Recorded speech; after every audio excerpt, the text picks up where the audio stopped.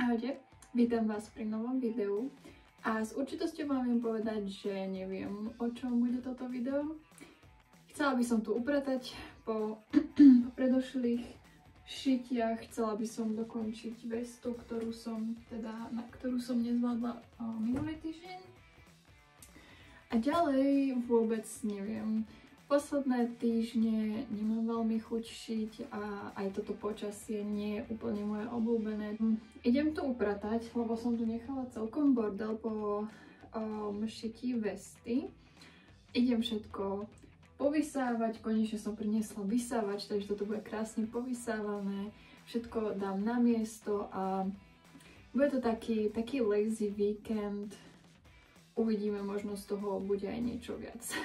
Kúpila som ten Chic Me prúžok čierny, tak ako som chcela na túto bordovú vestu. A kúpila som aj dve farby Chic Me prúžkov na ďalšie vesty, čo teda neviem, či použijem v najbližšej dobe. Chcela by som, ale neviem, moc sa mi nechce. A kúpila som aj ďalšie veci.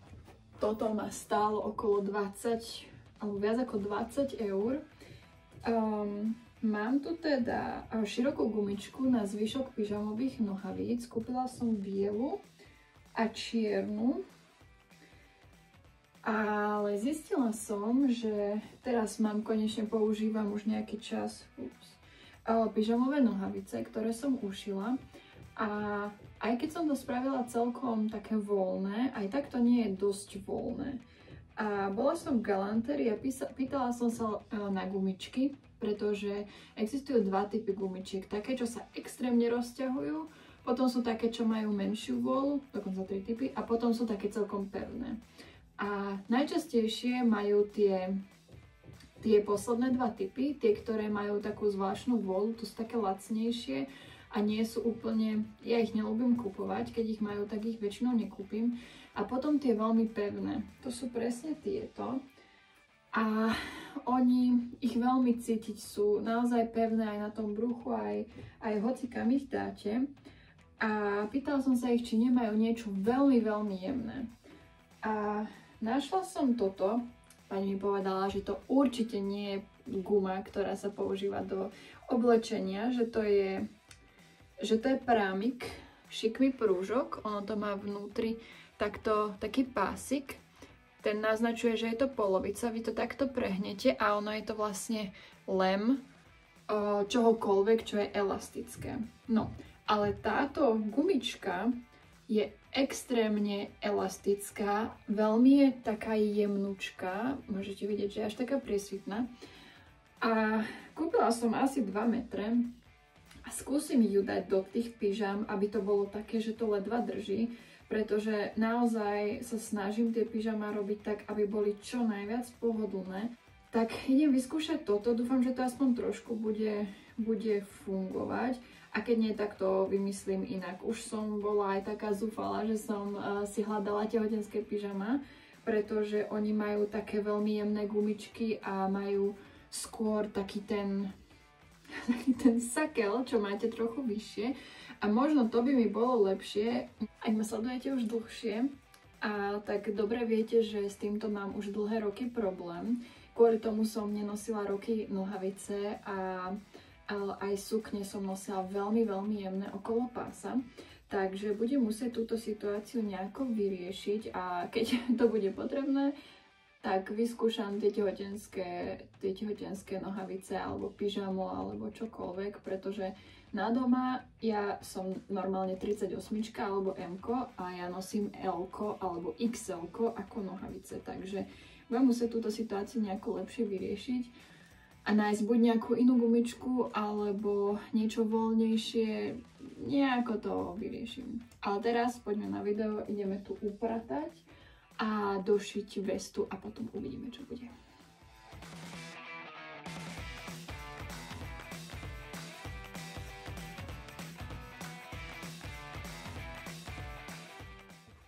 No, stôl som si rozdielala na niekoľko častí. Konečne je to trošku roztriedené. Toto sú veci, ktoré ešte odkladám ako výplň do vankúšov a všetky odrezky z vatelínu. Toto je zvyšok strihového papiera, alebo papiera, čo som používala na strihy. Toto je zvyšok strihovej látky, ktorú mám vždy túto, aby som mohla robiť strihy. Toto ide do koša, toto ide do textilného odpadu. Tu mám zapísané poznámky. Tam som robila ten sloper, ten základný strih na tú vestu. Potom tu mám zrolovaný zvyšok toho batelínu, ktorý budem používať. Kúpila som nové šikmé prúžky. Tento asi na tú žltú vestu, musím to veľmi dobre sedí inak. Bordový k ružovej veste, čo asi bude celkom pekne sedieť, a biely, ktorý sa mi minul, a biely je vždy dobré mať pri sebe. A čo tu ešte mám? Ešte tu mám strihy. A strihy budem musieť kategorizovať, čiže dať do obálky. Dúfam, že mám ešte dosť obálok, lebo asi tiež budem musieť kúpiť. Mám tu 1, 2, 3, 4 strihy, takže ideme to všetko upratať a potom sa presuniem na druhú stranu.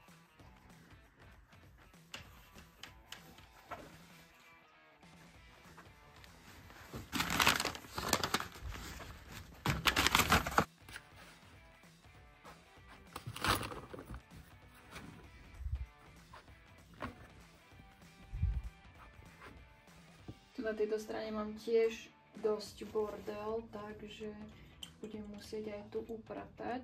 Ďalšie rôzne stužky, zvyšok šikmého prúžku z vesty, zvyšok taftovej stužky, druhej taftovej stužky. Je to veľa.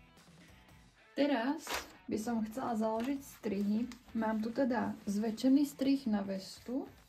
Mám tu ten prvý strih na vestu, ktorý som sa rozhodla, že teda ten prvý prototyp, že si teda nechám, že to nevyhodím, pretože sa mi to páči a úplne dobre to sedí, len na to, čo som chcela, na tie vesty voľné, to nesedelo, ale myslím si, že by som to mohla ešte niekedy využiť. Takže to budú dva rôzne, alebo to možno dám do jedného. Ešte neviem. Toto sú pyžamové gate a tu mám ten sloper, ktorý som vytvárala. To je veľmi dôležité založiť, pretože mi to dobre sedí, som zistila. Tak idem na to.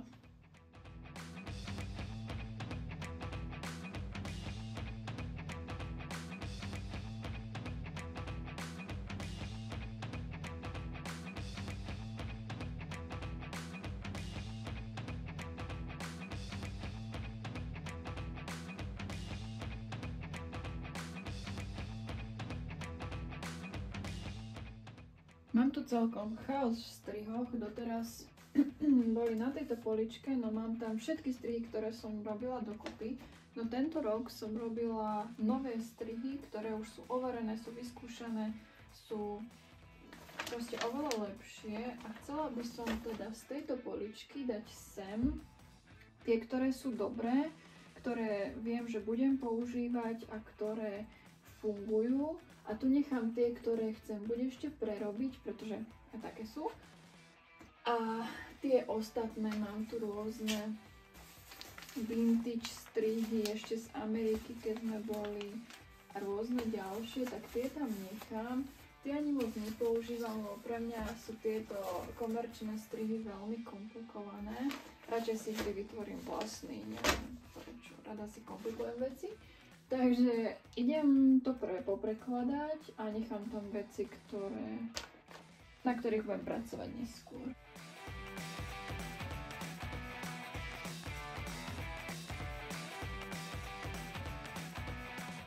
Tento kútik je už takmer uprataný. Jediné, čo chýba, chcela som dať dokopy tieto strihové látky. Tu sú zvyšky, ktoré používam na také menšie projekty. Tu je zvyšok veľkého kotúča látky, ktorý som už minula na strihy. A tu je posledný kotúč, no nie je to úplne kotúč, ale látky na strihy, ktorý mi zostal. To som dostala pred 2 alebo 3 rokmi. Zdedila som látky po jednej našej tete.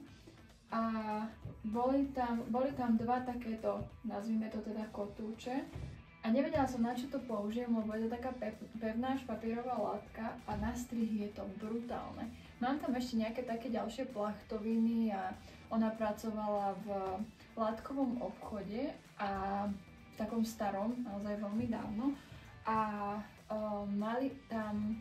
mala u seba strašne veľa plachtových a takých obliečkových látok, takže možno budem aj niečo také robiť.